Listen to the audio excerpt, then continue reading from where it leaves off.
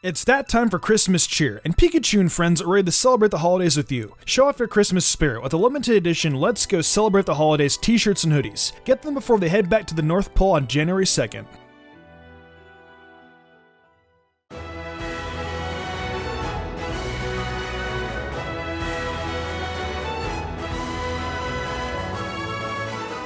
Yesterday I said I may or may not do the best team for Pikachu. I was kidding. Of course I'm going to do the best team for Pikachu. How could I not? Let's Go Eevee and Pikachu have two completely different starters and have a range of different Pokemon that can be used. You guys will see that in the team for Pikachu. It will be semi-different. Pikachu isn't nearly as good as Eevee though, so that's why it is the second best team being done. I actually haven't played Let's Go Pikachu. I've only played Eevee, so I think this will be an interesting team to use as I get to see both sides. Alright, let's hop into what a best team is though first. Cutting straight to the chase, a best team is a team of 6 Pokemon that is designed for the absolute best performance for its said Pokemon game. The team revolves around a best starter choice and is then made into a team revolving around that said best starter. Pikachu, however, isn't the best starter, and if you want to know why, check out the video we did on Ariza's channel where we mention how good Pikachu and Eevee both are for their respective games. We are just making a team to revolve around Pikachu to complete the duo of games. Each team member is designed to do well against certain gym leaders, the Elite Four members, champion, rival, and the evil team leaders. In the end, we have a team that does well against all the most important battles in game. As a bonus, we are going to be including, just like in the starter video and the previous best team, Red and Green. Red and Green are both very important characters, regardless of if they're post-game or not. I think it would be a dishonor to not include them. Like Eevee for Red, you have to beat 6 Master Trainers in order to face him. Use these 6 Pokemon that take on the Master Trainers or any other Pokemon you want to use against the Master Trainers. This isn't a Master Trainer guide though. There are guides out there I'm sure you can find for Master Trainers. As far as the rest of the post-game goes for rematches or Master Trainers, we will not be including them. I will be including Blue, but only his self-co encounter. If I did his rematch team, I would have to do all the Gym Leader and Elite Four rematches. When making this team, we also provide movesets for each of the Pokemon. We include TM moves, but we do not allow egg moves in our post-game tutor moves. But in this game, egg moves do not exist, so it is pretty crazy. And the majority of the moves in this game are TM moves, so tutor moves honestly really don't even matter, unless you're talking about Pikachu specifically, getting moves like Floaty Fall and Swishy Splash. Alright, that's pretty much what a best team is. Let's hop right into this best Let's Go Pikachu team.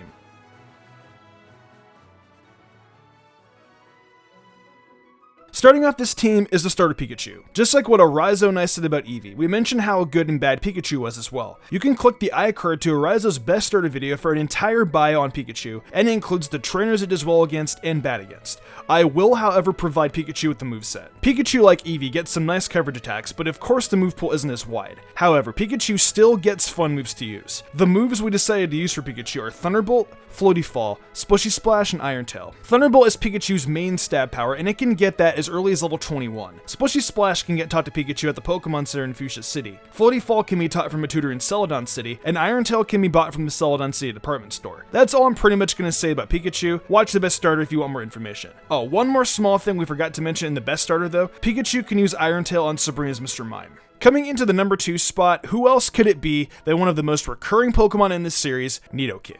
Honestly, this shouldn't be that much of a surprise to any of you, as Nidoking is one of the most powerful veterans we have. It's got pretty solid stats, having 102 in attack, pretty decent defenses, and not bad speed at 85. And as always, its move pool is nice in variety, so it's no slouch when it comes to coverage. You can get a Nidoran fairly early on Route 22 at level 3 or 4. From there, you only need to get it up to level 16 to evolve it into Nidorino. Conveniently enough, you don't need to wait for any moves, and it can evolve straight in the Nidoking right away with a Moonstone. You can get a Moonstone fairly early as well, being in Mount Moon in a crater. I think this is like the 5th time I've said something like this, and I'll continue to do it until Nidoking isn't in the game anymore. Now for a moveset, we have the same moveset as the last best teams, being Poison Jab, Earthquake, Thunderbolt, and Ice Beam. The Poison Jab TM can be obtained in Celadon City from the man with the pond in front of the house, so you'll need to get the Sea Skim technique from Fuchsia first. It can be learned by Nidorino via level up at 39, however I think it's best to evolve it into Nidoking as soon as possible. However, the choice is up to you. If you choose to follow my advice and wait for the TM, then just use Poison Sting until then, or you can use moves like Peck or Horn Attack. Moving on, the Earthquake TM is given to you after you beat Giovanni at the Viridian City Gym. Until then, just use Dig and then upgrade to Drill Run. The Dig TM is given to you by the Rocket Grunt at the Destroyed House in Cerulean City, and Drill Run is given to you after you beat the Coach Trainer on Route 17. Next is Thunderbolt, which is given to you after beating Lieutenant Surge. And lastly, we have Ice Beam, which can be found in the Seafoam Islands on the 3rd floor to be exact. With this moveset, Nidoking can do well against Lieutenant Surge's team, Koga's team except for Venomoth, Blaine's team, Giovanni's team, just be careful, Bruno's Poliwrath with Thunderbolt. Agatha's team. Lance's team with Thunderbolt and Ice Beam. Just be careful of Seadra and Gyarados' water attacks. Trace's team aside from Marowak. Jesse and James' Arbok and Weezing. Archer's team. Green's team aside from Kangaskhan. And finally Red's Pikachu, Arcanine, and Venusaur. Yeah, as always, Nidoking puts in a lot of work, which is why it'll always find its way onto a Kanto best team.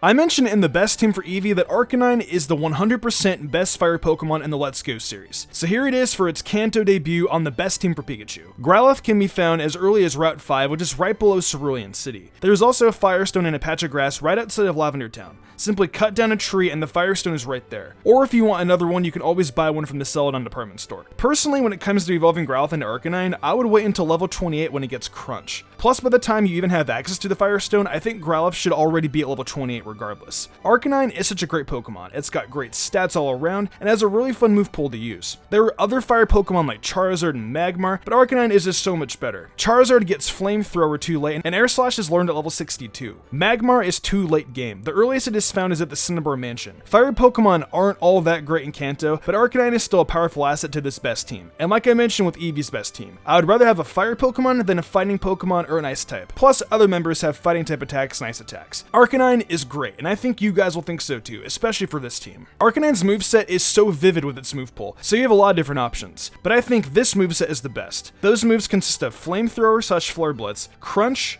Play Rough, and Superpower. Flamethrower can be learned by Growlithe at level 17, and Flare Blitz can be learned at level 38. I don't think you want to keep Growlithe that long though, and like I always mention with Flare Blitz, the recoil damage can stack up. That's why I prefer Flamethrower. I like Crunch because it provides Ghost and Psychic coverage. A hard-hitting physical Dark attack really tears Psychic Pokemon and Ghost types up in this game, because they are so dang frail. Crunch can also be learned at level 28. Play Rough is really fun to have and to use against fighting types, and I think it's one of the best coverage moves Arcanine can personally get. That's why Arcanine has Play Rough. Lastly, Superpower is really late game, but it can provide you help against those bulky normal Pokemon if you're in a pinch. Superpower is a late game TM and can be found in Victory Road. Earlier moves for the Arcanine line are Ember, Dig, and Iron Tail. With all these moves and earlier moves, Arcanine is great against Lieutenant Surge with Dig. Erica. By the time you get to Koga, I would replace Dig with Iron Tail, if you want. And with that being said, Iron Tail is great against Sabrina's Mr. Mime, and Crunch can decimate the rest of her team. Blue's Executor, Lorelei's Jinx, Bruno's fighting types of Play Rough, just be wary of Earthquake on the champ. Don't use Arcanine and Onyx, that's a bad idea.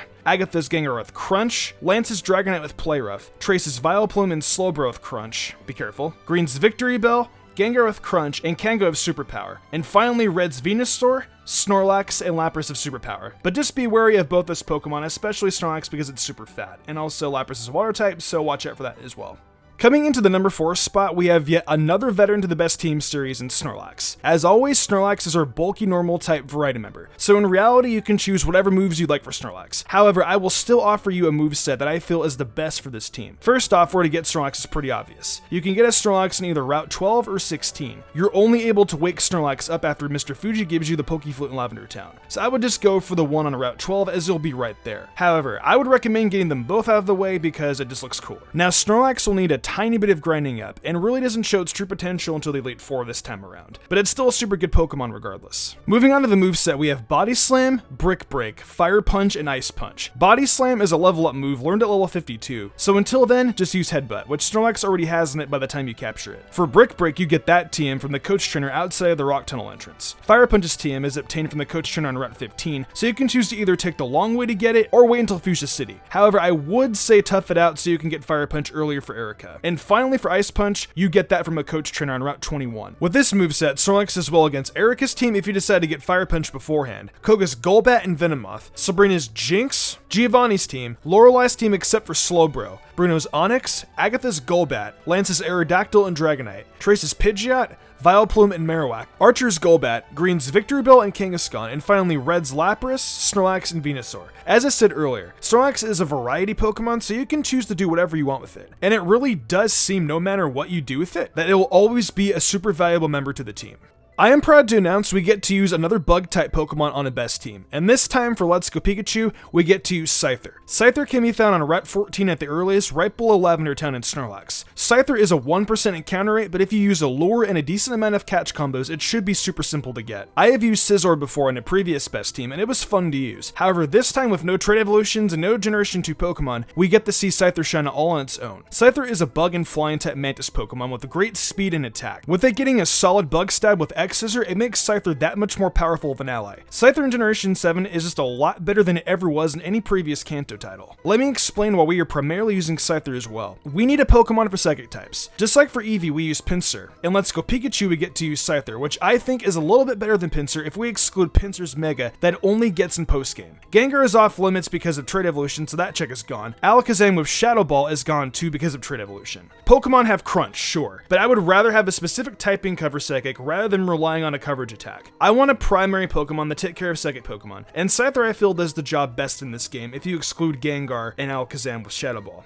I want a primary Pokemon that take care of Psychic Pokemon, and Scyther I feel does the job best in this game. I know that Alolan Muck is also another option, but I prefer Scyther because it just has speed. I think you guys are going to have fun using this Mantis, as it does incredibly well in my opinion. Scyther doesn't exactly have a fantastic move pool, but here's what we can run. X-Scissor, Wing Attack, Brick Break, and Sword Stance. X-Scissor can be learned at level 41, but it can be found as a TM earlier, right below Lavender Town by surfing. Wing Attack is the best flying attack it can get, and that can be learned by Scyther at level 21. Brick Break can be found on Route 10 right before Rock Tunnel from a coach trainer, and that can provide coverage for Scyther's rock weakness. Sword Dance can be learned at level 44, and it's super handy to have this attack. You can sweep a lot of trainers with that combo in Scyther. Level 44 can be a bit high for an attack, I know, so I guess a move you can use in the meantime is Slash. It has 70 base power with a high crit rate. Slash can be learned at level 26. With all these moves, Scyther obliterates Sabrina's team. You can also use Brick Break for Mr. Mime's screen setting as well. Giovanni's Rhydon, I wouldn't do that though. Blue's Executor, Lorelai's Psychic Pokemon, Bruno's fighting types, just be wary of some of those coverage attacks,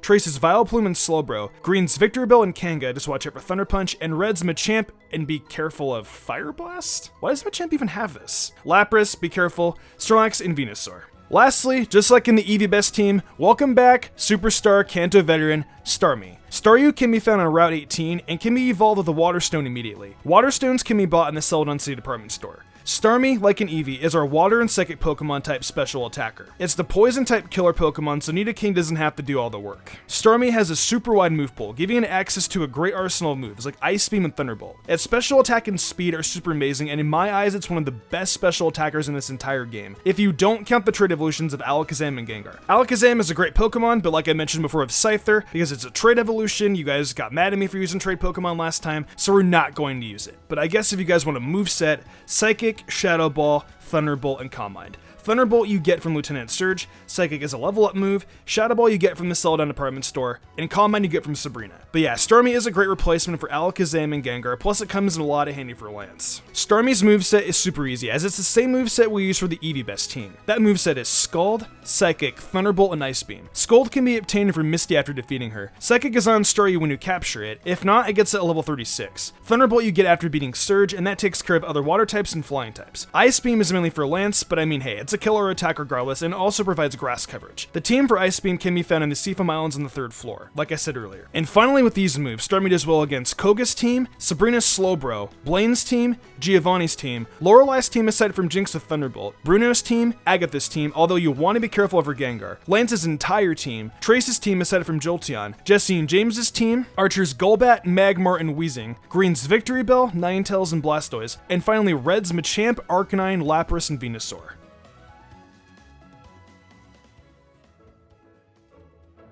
Well, that pretty much wraps up the best team series for Let's Go Pikachu and Eevee. I'm not even gonna lie to you guys, this took me so long to work on for both best teams and Ariza's best starter video. So I hope you guys did enjoy this series of best starter and best teams for the Let's Go Pikachu and Eevee series. Out of both teams though, which one is your favorite and what team member is your favorite? Let me know in the comments below. If you enjoyed the video, why not leave a like and subscribe to my channel with notifications on, that way you never miss an upload. If you want to support me further, consider following my Twitch where I stream a lot of Pokemon content and Nintendo content like shiny hunting, showdown battles, Pokemon Mystery Dungeon, Zelda, and even Fire Emblem. Want to support me further and gain cool perks? Check out my Patreon. Fly, Jubilee, Daniel Leone, Lady Crimson, Pal491, Jarrett Weeze Austin, and the Lazy Leo did, and I wanted to thank them personally for going above and beyond. It means the world to me. I think I'm gonna wrap this up though. I'm Mystic Umbreon, and I will see you in the future for more awesome Pokemon content.